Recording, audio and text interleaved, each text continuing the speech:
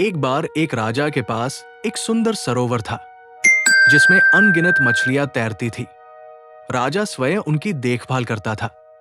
उसने एक सख्त आदेश जारी किया था, यदि कोई मछली मारेगा उसे मृत्युदंड दिया जाएगा। एक दिन दो व्यक्ति उस सरोवर के पास पहुंचे। उन्होंने सोचा, चलो कोई देख नहीं रहा, जल्दी से कुछ मछलियां पकड़ लेते हैं। दोनों ने जाल फेंका और मछलियां पकड़ने ही वाले थे कि अचानक घोड़ों की तेज टापों की आवाज गूंजने लगी। धूल उड़ने लगी। राजा अपनी सवारी के साथ आ रहे थे। ये देखकर एक व्यक्ति डर गया। बोला, अब तो निश्चित मृत्यु है। फिर तुरंत उसने एक चतुर उपाय निकाला। उसने अपने कपड़े उतार दिए, शरीर पर मिट्टी मल ली और साधु का वेश धारण कर ध्यान की मुद्रा में बैठ गया। थोड़ी देर में राजा वहां पहुंचे।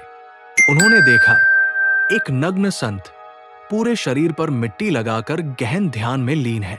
राजा को लगा कि कोई महान तपस्वी है। उन्होंने अपने पास की अशर्फियां निकाली, संत के चरणों में रखी, प्रणाम किया और बिना विचलित किए वहां से चले गए।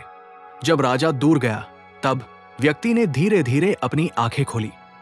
दिल में एक अजीब सी अनुभूति हुई। वो सोचने लगा, मैंने तो केवल छल से साधु का वेश धारण किया और राजा स्वयं मेरे चरणों में झुके। अगर मैं सच में ही साधु बन जाऊं, ईश्वर का मार्ग अपना लूं, तो मेरा जीवन कितना बदल जाएगा। यही विचार उसकी आत्मा को भीतर तक झकझोर गया। उस क्षण उसमें वैराग्य जाग उठा। उसने वही संकल्प लिया, आज से मैं सब कुछ त्यागता हूं और सच्चे भाव से भगवान की शरण लेता हूं। ये कथा हमें सिखाती है कि सच्चा परिवर्तन भीतर से आता है। कभी कभी एक छोटा सा अनुभव हमारी पूरी दिशा बदल देता है। आपके जीवन में भी अगर कभी ईश्वर की ओर झुकाव महसूस हो, उसे टालिए मत, क्योंकि वही क्षण आपके जीवन का असली मोड़ बन सकता है।